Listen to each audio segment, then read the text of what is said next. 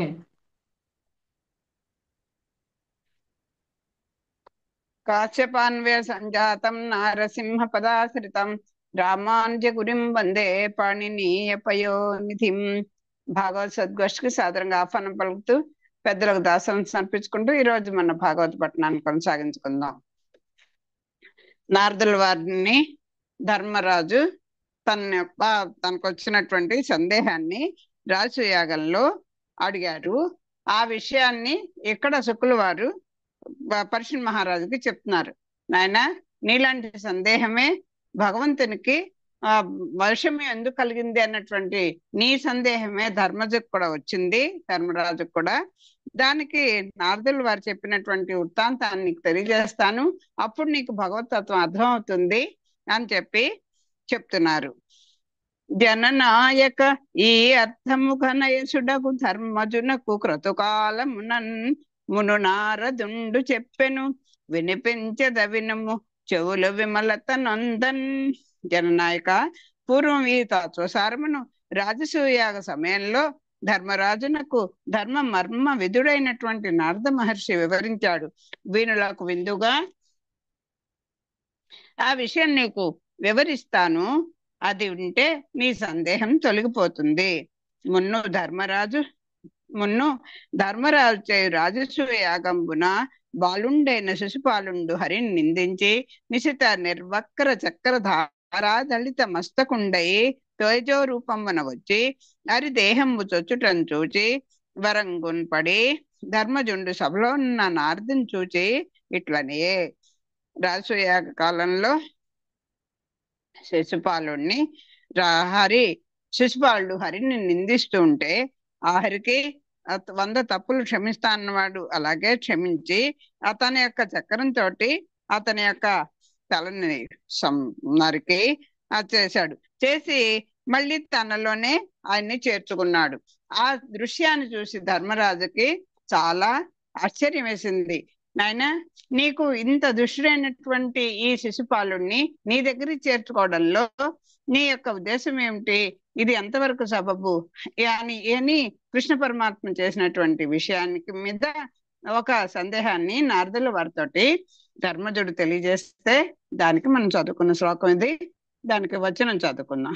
పూర్వం ఒకసారి ధర్మజుడు రాజసూయ యాగం చేశాడు. ఆ యాగానికి బాలుడు అజ్ఞాని అయిన శిశుపాలుడు వచ్చి శ్రీకృష్ణుని నిందించాడు. అప్పుడు ఆ హరికి కోపం వచ్చి వాడి అయిన తన చక్రాయుధంతో వాడి శిరస్సును ఖండించాడు. అలా చనిపోయిన శిశుపాలుడు తేజో రూపంతో వాత్సల్యమూర్తి అయిన వాసుదేవుని శరీరంలో ప్రవేశించి దానిలో లీనమైపోయి విష్ణు సాయుధ్యం పొందాడు. అది కళ్ళారా చూచిన ధర్మరాజునకు ఆశ్చర్యం కలిగింది. ఆ సభలో ఉన్న నారద మహర్షి దగ్గరకు వెళ్ళి తనకు గల సంశయమును ఇలా వివరించాడు. ఆ సభలో ఉన్న నారద మహర్షి దగ్గరకు వెళ్ళి తనకు కలిగినటువంటి సంశయాన్ని ఇలాగా వివరించాడు. ఏమిటి సందేహము? దేవతలకు మేలు చేయడం కోసమని రాక్షసుల విషయంలో భగవంతునికి అంత వైషమ్యం ఎందుకు? వాళ్ళు ఏమీ అపకారం చేయలేదు కదా.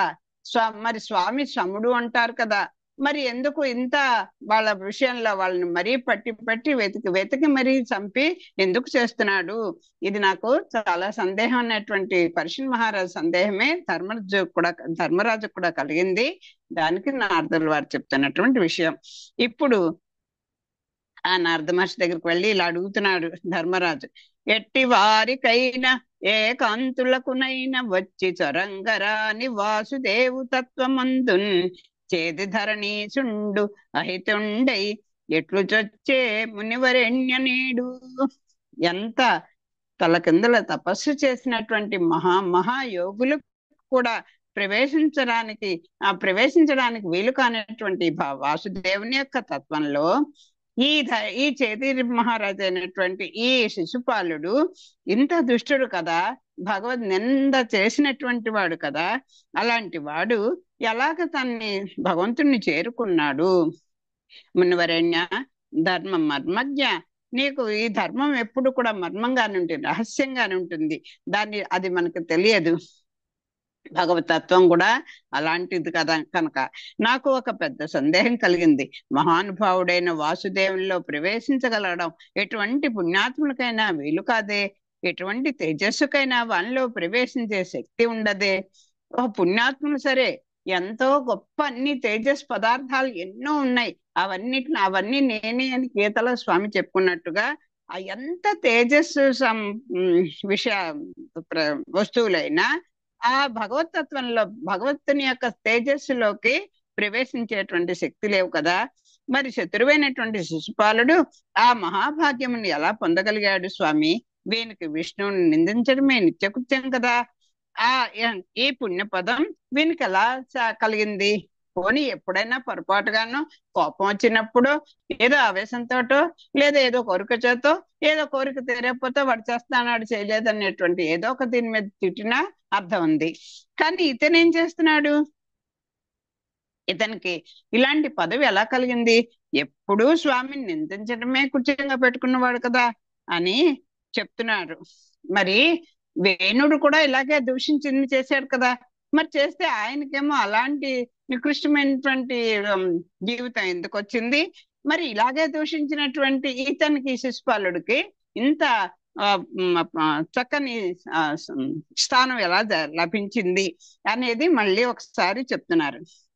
వేణుడు మాధవుని తెగడి విప్రులు తిట్టిన భగ్నుండై తమోలీనుడుగాడే, తొల్లి మొదలిప్తుండు చేద్యుడు పిన్ననాట నుండేనియు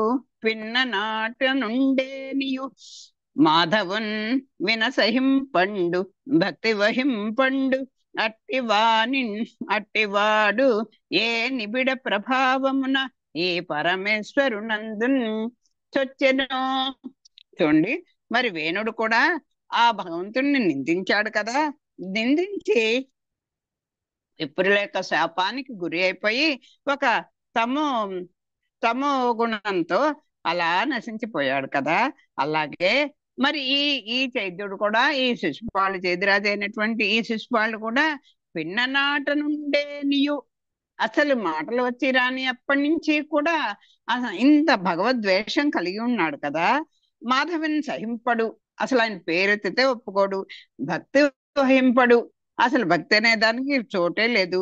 వాడు ఏ నిబిడ ప్రభావమున ఈ పరమేశ్వరుని వచ్చానో నాకు సందేహంగా ఉంది అని అంటున్నాడు. పూర్వం వేణుడు అనేవాడు వాసుదేవుని దూషించి వేదమూర్తులైన బ్రాహ్మణుల ఆగ్రహానికి గురై వారు చెప్పించగా చివరకు నశించిపోయాడు, సమసిపోయాడు. ఈ శిశుపాలుడు కూడా అజ్ఞానుడు, మదాంధుడు, తత్వం తెలిసినవాడు కాడు, హరికీర్తనం సహించేవాడు కాడు. చిన్ననాటి నుంచి శ్రీహరి మాట అంటేనే మండిపడేవాడు. అటువంటి శిశుపాలుడు ఇప్పుడు ఏ పుణ్య బలంతో పరమాత్మలో లీనం కాగలిగాడు చెప్పండి? ఏ పుణ్య బలంతో, ఏ నిబిడ ప్రభావమున అని కదా అన్నారు. ఏం పుణ్యం చేసుకున్నాడండి ఇంత చక్కని యోగం పట్టింది అని అంటున్నారు. అని ఆ శిశుపాలుని యొక్క ధూర్తతకి ఇంకొక పద్యాన్ని, అంటే వాడు ఇలాంటి వాడిని కూడా స్వామి రక్షించాడా అనేటువంటి ఇది బలపరచడం కోసం అని ఆ శిశుపాలుని యొక్క నడత, ఆయన యొక్క మాట రెండు కూడా చెప్తున్నారు. నడత కూడాను. హరి సాధింతున్ హరిన్ గ్రసింతు హరిన్ ప్రాణాంతంబు నొందింతున్ తాన్ హరికిన్ వైరి నటంచు వేడు పటు రోషాయుక్తుండయ్యప్పుడు జురుగన్ మృవ్వడు నోరు బ్రీలిపడ దాహంబుతో నరక ప్రాప్తయు వందండు ఏ క్రియ జగన్నాథున్ ప్రవేశించెను. చూడండి, వాడి గురించి మీకు తెలీదా? చూడండి, చిన్నప్పటి నుంచి కూడా ఏమంటాడు ఎప్పుడు? హరి సాధింతున్, హరి గ్రసింతున్, ప్రాణాంతంబునుంది, వాడిని చంపేస్తాను, వాడిని సాధిస్తాను, వాడిని హింసిస్తాను, వాడే నాకు పెద్ద శత్రువు అంటే వీడే, ఈ కృష్ణుడే, ఇంకెవరూ లేడు అంటూ పటు రోషాయుక్తుండే తీవ్రమైనటువంటి రోషంతో ఎప్పుడు కూడా అలా తిరుగుతూ ఉంటాడు. ఆ నోరు చూస్తే ఎప్పుడైనా కృష్ణ అన్న పదాన్ని వినలేదు కదా మేము. అలాంటి వాడి నోరు ఎందుకండి? అంచేత వాడి నోరు దాహంతో పిడచకట్టుకుపోయి నీళ్లు దొరక్క ఎండి చచ్చిపోవాలి. అలాగా అలా పోవాలి ప్రాణం. అలాంటి వాడు, అలాంటి చావుకి అర్హత కలిగినటువంటి శిశుపాలుడు ఏ రకంగా స్వామిని చేరుకున్నాడు అంటే దీంట్లో మనం గ్రహించవలసినటువంటి విషయం ఏమిటి? ఈ కర్మేంద్రియాలు, జ్ఞానేంద్రియాలు, ఈ మనస్సు అన్ని కూడా భగవత్ నుంచి మనకు వచ్చినటువంటి సంప్రాప్తమైనటువంటి ఈ శరీరం, ఈ మనసు, ఈ ప్రాణం, ఈ ఆత్మ అన్ని కూడా అంతర్యామిగా ఉండి దాంట్లో స్వామి నడిపిస్తున్నాడు. ఎలా ఉండాలో, ఎలా మాట్లాడాలో, ఏం చేయాలో అన్ని ఒక చక్కని మాన్యుల్ మనకి ఇచ్చాడు. వాటి ప్రకారం మనం ఉండకపోతే ఆ నోరెందుకండి? హరిని కీర్తించకపోతే, హరికీర్తి ప్రహ్లాద్ చెప్తాడు కదా, ఎందుకు అలాంటి స్వామిని సేవించినవే చేతులు, అలాంటి స్వామిని స్మరించిందే నోరు అంటూ చెప్పాడు కదా.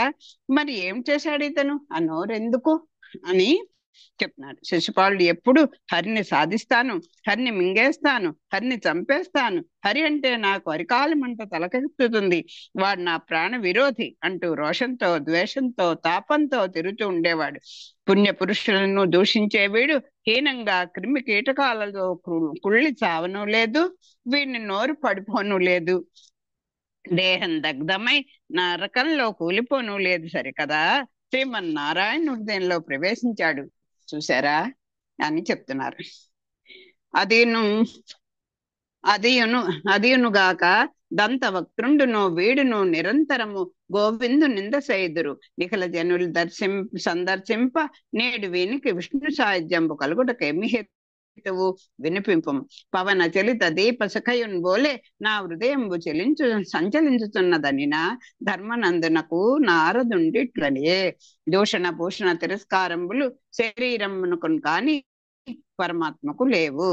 శరీరాభిమానంబునం చేసి దండ వాక్ పారుష్యంబులు హింసయే తోచు తెరంగున నేను నాది అని అనేడు వైషమ్యంబును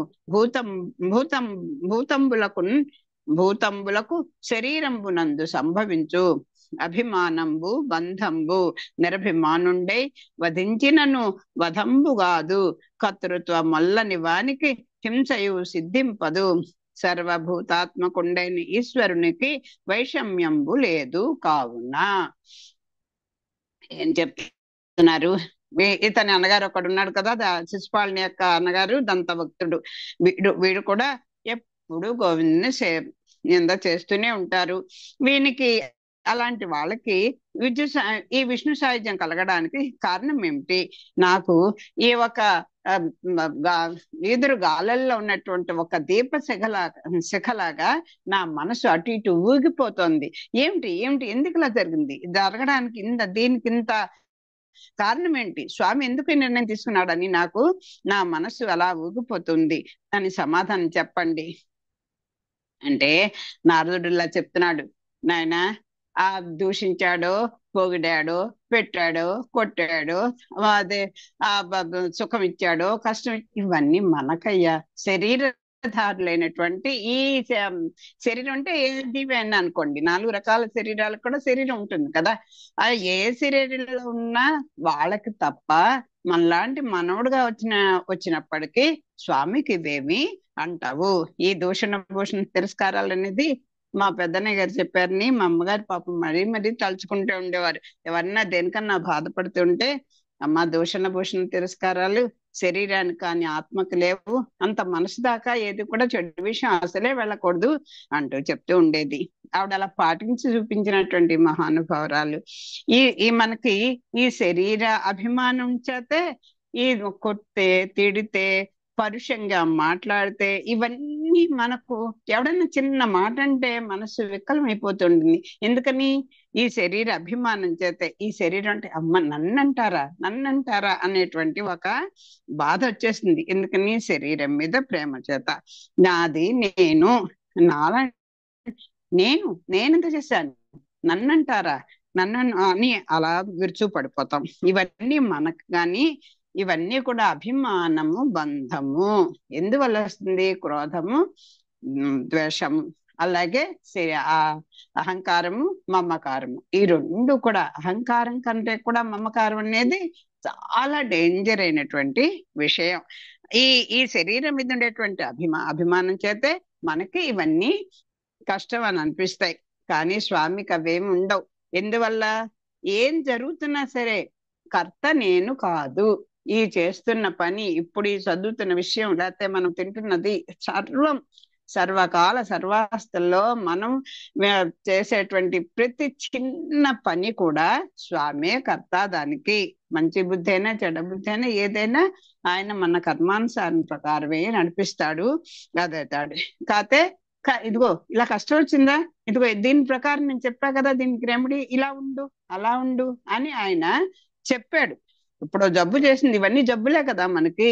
ఒక్కొక్క జబ్బుకు ఒక్కొక్క రకమైనటువంటి మందు ఉంటుంది కదా. స్వామి కూడా, స్వామి ఒక మందు నిధి, అన్ని ఆయనే కదా. దాంట్లో అన్నీ ఉంటాయి, ఏది కావాలంటే ఆ మందులు మనం వాడుకోవాలి. ఆ కర్తృత్వం వల్ల వానికి హింసయు సిద్ధింపదు. ఆ స్వామికి ఇవేమి ఉండవు. మనం కర్త, మనమే చేసాం. అలాగే కర్మ ఫలం, ఈ పని చేశాను కనుక ఈ ఫలితాన్ని రావాలి అని అనుకుని చేసేది ఎప్పుడైనా మనకి బంధమే అవుతుంది. సర్వభూతాత్మకుడైనటువంటి ఈశ్వరునికి వైషమ్యము లేదు. ఆయనకి ఏమి తేడా భావం లేదండి.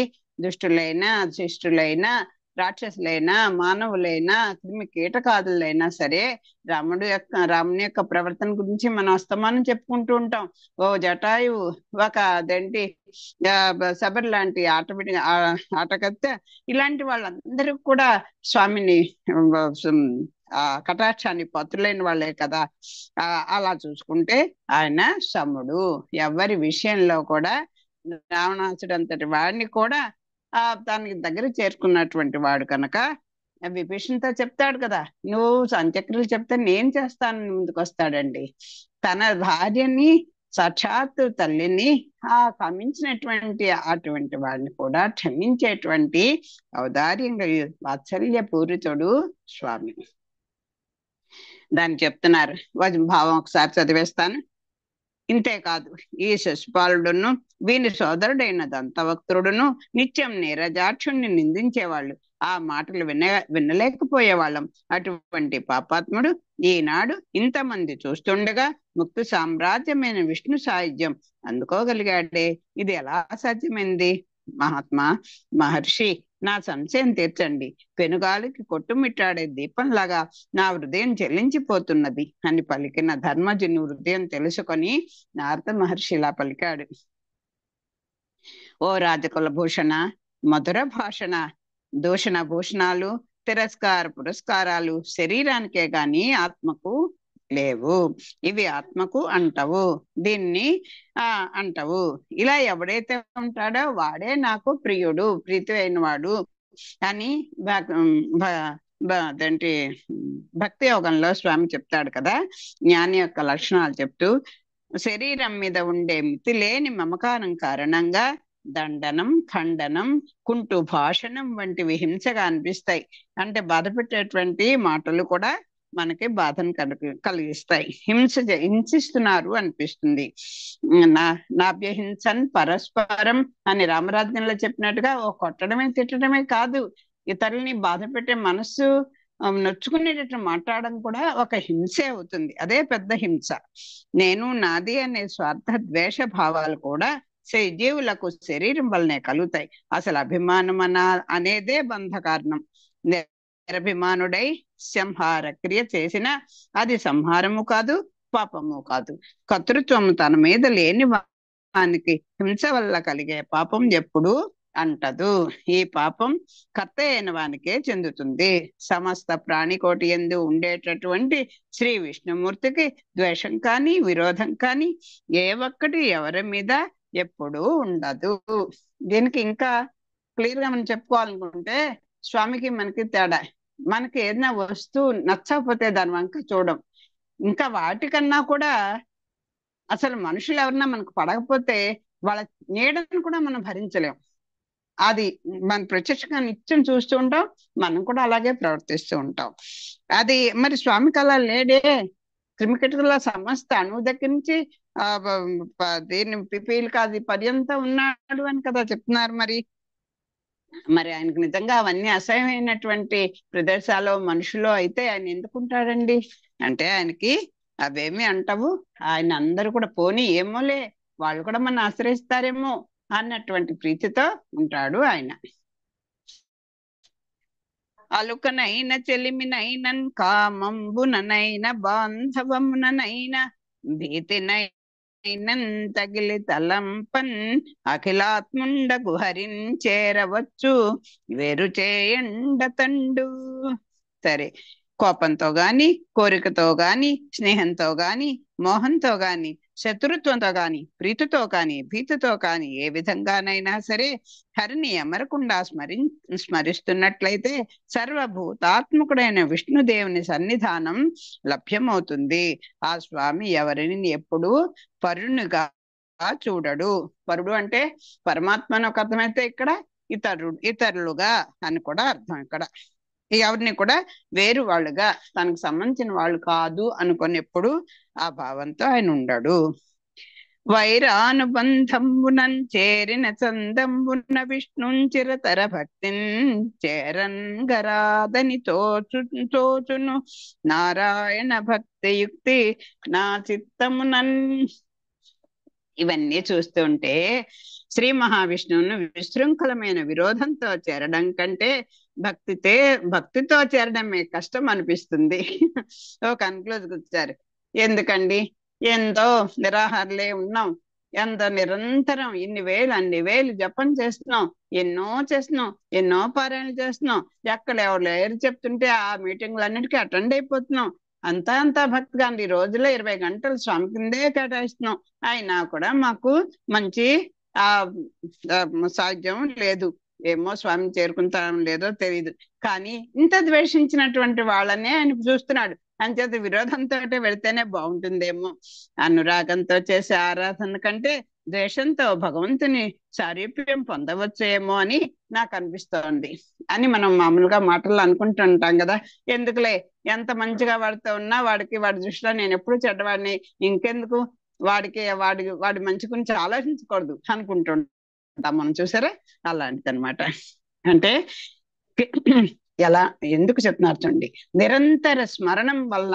అంతే కదండి, ఏది మనసులో తలుస్తుంటే అదే మన హావభావాల్లో కానీ, మాటల్లో కానీ, వీటిలో అన్నిట్లో వస్తుంది. మన మనసులో ఏది ఉంటే అదే వస్తుంది. నిరంతరం ఏ విషయం గురించి మనం తలుస్తూ ఉంటామో దాని ప్రభావం మన మీద ఎప్పుడు ఉంటుంది. దానికి ఉదాహరణగా చెప్తున్నారు, కీటకమును తెచ్చి భ్రమరము పాటవమున భ్రమింప భ్రాంతంబై కీటకము భ్రమర రూపము పాటించి వహించుగాదే భయయోగమునన్. ఒక తుమ్మెద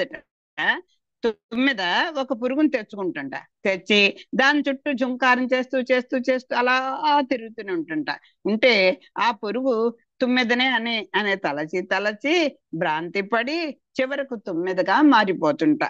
అంటే ఒకే విషయం మీద అలా దాని వంక అలా తిరుగుతూ ఉంటే, ఆ జుంకారం చేస్తూ ఉంటే అలాగా మారింది. అలాగే భయం వల్ల కానీ, నయం వల్ల కానీ, అంటే భయం చేత కానీ, అన్వయించి కానీ, స్మరణం వల్ల కానీ, శ్రవణం వల్ల కానీ శ్రీహరి సారూప్యం పొందవచ్చు. నయాను భయాను అంటారు కదా, నెమ్మదిగా చెప్పు, లేకపోతే భయం వల్ల కానీ అలా తలచినటువంటి వాళ్ళు ఎవరైనా ఉన్నారా? ఎవరు ఇన్ని రకాలుగా స్వామిని చేరొచ్చు అని చెప్తున్నారు కదా, దానికి ఒక ఉదాహరణగా చెప్తున్నారు. అంటే నిరంతర స్మరణం వల్ల ఆ స్వామిని చేరుకునేటువంటి అవకాశం ఉన్నది. అలా చేసిన వాళ్ళు ఎవరంటే, కామోత్కంఠత గోపికల్ భయమునన్ కంచుండు వైరక్రియా సామగ్రిన్ శిశుపాల ముఖ్యనుపతుల్ సంబంధులై వృష్ణులున్ ప్రేమన్ మీరలు భక్తిన్ మేము ఇదచక్రిన్ గంటిమిట్లైన ఉద్దామధ్యాన కరిష్ఠుండైన హరిన్ చందన్ వచ్చు ధాత్రీశ్వర. చూడండి, ఎవరెవరు ఏ రకంగా చేరారో స్వామిని వివరంగా చెప్తున్నారు. ఈ విధంగా మహారాజా, అధికమైన కామంతో గోపికా భామలు, భయంతో కంసుడు, వెనుదీయని వైరంతో శిశుపాల దంతవక్త్రుడు మొదలైన రాజులు, అనుబంధం పెంచుకున్న సంబంధంతో యాదవులు, ప్రేమతో ఉత్తమ ప్రభువులైన మీరు, భక్తితో మహర్షులమైన మేము హరినామ స్మరణం చేసి ఆ స్వామి అనురాగానికి పాత్రలమయ్యాం కాబట్టి ఏ విధంగానైనా సరే నిరంతరమైన స్మరణం వల్ల జనుడు జనార్దనుడవుతాడు, నరుడు నారాయణుడవుతాడు. ఎలా మార్చేయగలడో చూడండి. మామూలుట నరుడే నారాయణుడు అయిపోతాట. కృషి ఉంటే మనుషులు ఋషులు అవుతారు అని పాటలో చెప్పినట్టుగా ఇక్కడ చూడండి, గోపికలందరికీ కామంతో వెళ్ళారు. కామంటే భగవత్ కామమే, అంతేగాని ఇంకోలా అనుకోకండి. భయంతో కంసుడు, వాడికి ఎప్పుడు కంటి మీద ఎప్పుడు నిద్ర లేదు. తర్వాత వాళ్ళు రాజులే, మరి మీరు కూడా ప్రభువులే. అంటే ఎక్కువగా స్వామికి ఇప్పుడు దుష్టుడుగా ఉన్న బిడ్డల్ని తల్లిదండ్రులు చూస్తారు, ప్రేమగా వినయంగా ఉన్న వాళ్ళని తల్లిదండ్రులు భరిస్తారు. కానీ చిన్న తేడా ఉంటుంది కదండి. అలాగే ప్రేమతో మీరు మరి ఈ ఈ ధర్మరాజు, మరి అలాగే చూసుకుంటే పరీక్ష మహారాజు, వీళ్ళందరూ కూడా మహారాజులే కదా. వీళ్ళు ఎలా వచ్చారు? ప్రేమతో. ఉత్తమ ప్రభువులైనటువంటి మీరు, మేమా భక్తే మాకు ఇది. అలా స్వామిని తలుచుకుంటూ ఉండడమే. మేము భక్తితో వచ్చాం. కానీ అంటే భక్తితోటి ప్రేమతోటి నిరంతర స్మరణతోటి స్వామిని చేరుకుందుకు వీలవుతుంది. ఆయన తలుచుకుంటే ఎంత దుష్టులకైనా ఆయన ఇవ్వగలడు. కానీ మనకు కొన్ని క్వాలిఫికేషన్స్ ఉండాలి కదా. ఏదైనా ఒక మంచి పదవి పొందాలంటే బాగా చదువుకోవాలి, లేకపోతే ఏదో ఒక ఒక అదేంటి ఎవరైనా తెలిసిన వాళ్ళు ఉండాలి, ఏవో ఉంటాయి కదా ఇవన్నీ. అలాగా స్వామిని చేరుకోవడానికి ప్రేమ, భక్తి, నిరంతర స్మరణము అనేవి చక్కని మార్గాలు. ఆయన తలుచుకుంటే ఏంటి, ఎంత దుష్టులకైనా వడ్డించేవాడు తనవాడ మనవాడైతే ఇంకా మనకి చెప్పక్కర్లే కదా. అది ఆయన విషయం.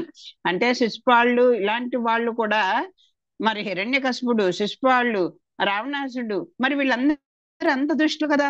ఆఖరికి మనం కన్క్లూజన్కి వచ్చేది ఏంటంటే ద్వేషంతో వాళ్ళు అలాగా, భయంతో కంసుడు, అలాగే శిశుపాళ్ళు ద్వేషంతో, రావణాసుడు ఆ కోరిక తెరలేదటువంటి ఆ కామ ఉద్రేకంతో అలా నిరంతరం నిరంతరం ఆ స్మరణ చేస్తూనే ఉన్నారు. అని చేత వాళ్ళు అలాగా చేరుకున్నారు. వాళ్ళకి ఇంకోటి ఏం తెలియదు, ఇంకంతే. అలాగ చేరారు. ఇక తర్వాత కొత్త విషయానికి పెడదాం. శ్రీహరి ద్వారపాలకులకు సనకాదుల వలన శాపంబు కలుగుట. శ్రీహరి యొక్క ద్వారపాలకులు ఉంటారు కదా, కాపలాదారులు, జయ విజయులు అనేవాళ్ళు, వాళ్ళే ఇప్పుడు ఈ శిశుపాల దంతవక్త్రులు, రావణ కుంభకర్ణులు, అలాగే హిరణ్యాక్ష హిరణ్యకశిపులు, వీళ్ళ ముగ్గురు కూడా బ్రహ్మ మానసపుత్రులైనటువంటి సనక సనందనాథుల చేత శాపము పొంది 3 జన్మల్లోనూ ఆ ద్వారపాలకులే 3 విధాలైనటువంటి జన్మలుగా హరిని ద్వేషిస్తూ కొసకి స్వామిని చేరుకున్నారు. ఇప్పుడు మనకి ఆన్సర్ వచ్చేసింది కదా. శాప విషయం చేత, ద్వేషంతో వాళ్ళు కూడా కావాలని ఉండలేదు, భగవత్ సంకల్పం చేత అంత క్రోధంతో స్వామిని కొసకి చేరుకున్నారు. ఆ కథను చెప్తున్నారు.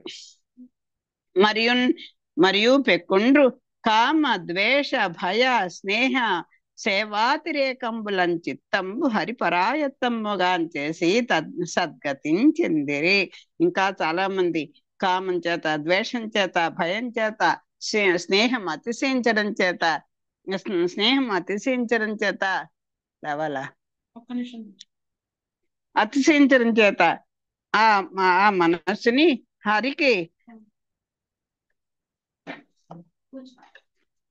హరి అందు నిలిపి మంచి సద్గతిని పొందారు. హరిని ఉద్దేశించి క్రోధాదులైన ఏ ఇంటి లోపల ఒకటి అయినా వేణునికి లేని తమ్మున అతండు వ్యర్థుండయ్యే.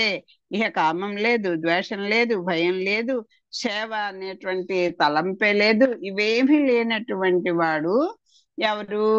వేణుడు. హింసించడమే పని, వాడికి కోరిక లేదు, ఓ భయం లేదు, స్నేహం లేదు, ఏమీ లేదు. ఆ బాధ పెట్టడమే వాడి ప్రవృత్తిగా ఉన్నాడు కనుక వాడు నాశనం అయిపోయాడు.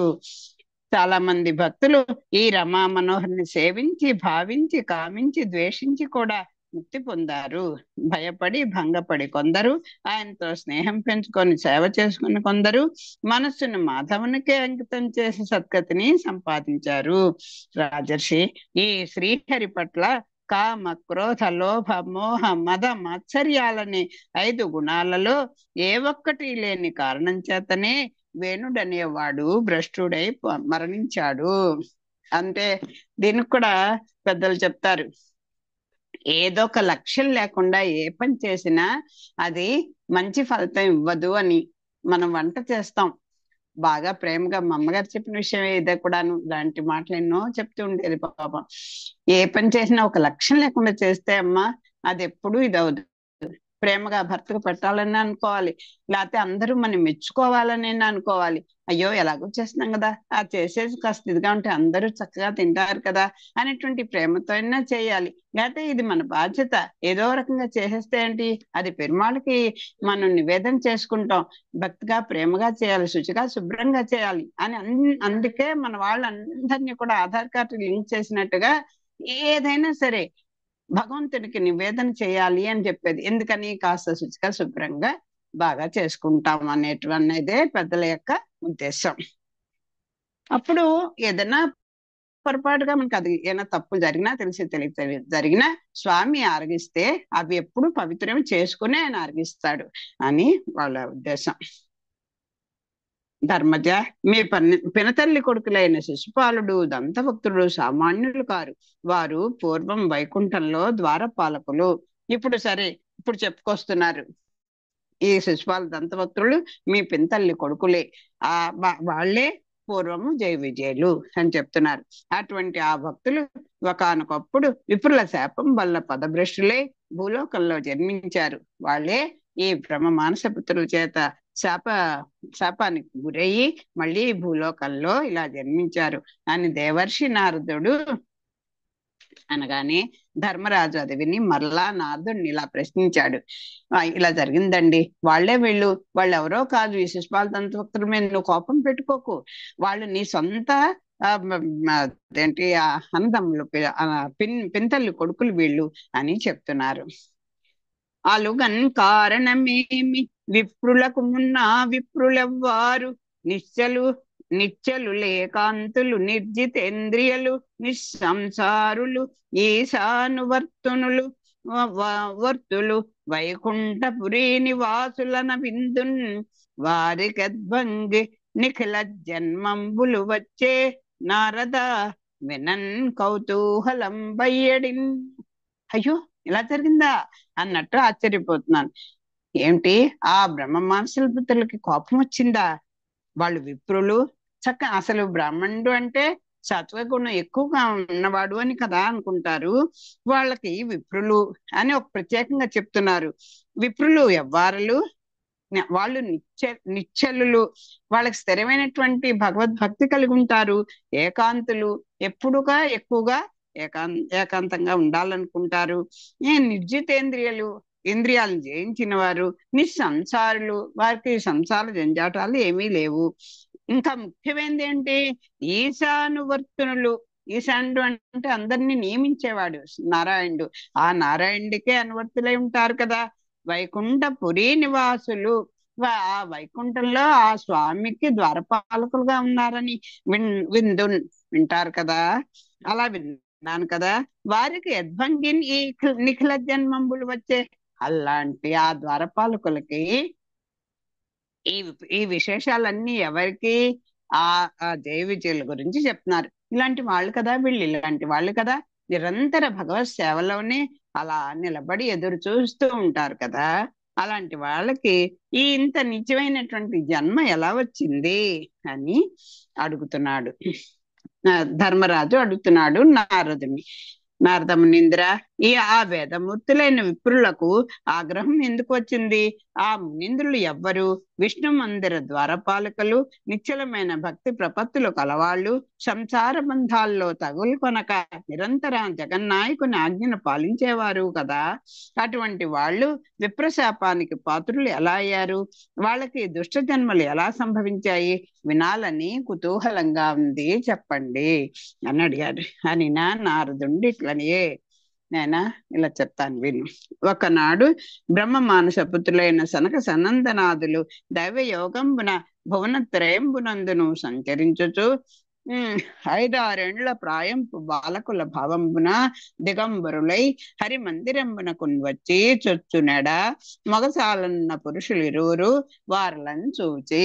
ఒకనాడు ఈ సనక సనందనాదులు అనుకోకుండా దైవ సంకల్పం చేత ఈ 3 లోకాలు కూడా తిరిగి తిరిగి తిరిగి 5 ఏళ్ల పిల్లలుగా వాళ్ళు భావించుకొని దిగంబరులుగా, ఏమిటి వస్త్రాలు లేకుండా అలాగా బేర్బాడి తోటి ఆ హరి మందిరానికి వెళ్ళాలి, లోపలికి స్వామిని సేవించుకోవాలని వెడుతూ ఉంటే ఆ మొగసాలన్న పురుషులు ఇరువురు వార్లను చూచి, మొగసాల అంటే గుమ్మం, ఆ గుమ్మానికి కాపలాగా ఉన్నటువంటి ఈ పురుషులు ఇద్దరు కూడా వాళ్ళని చూచి అని రాజేంద్రుడు అడుగుగానే మునీంద్రుడిలా పలికాడు. సనక సనందనాదులు బ్రహ్మ మానస పుత్రులు వాళ్ళు ఒకనాడు దైవశాత్తు 3 లోకాలు చూచి వస్తూ వస్తూ వైకుంఠం వెళ్ళారు.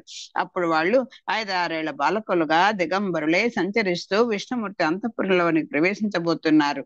అప్పుడు అక్కడ ఉన్న ద్వారపాలకులు సనక సనందనాదులను చూశారు.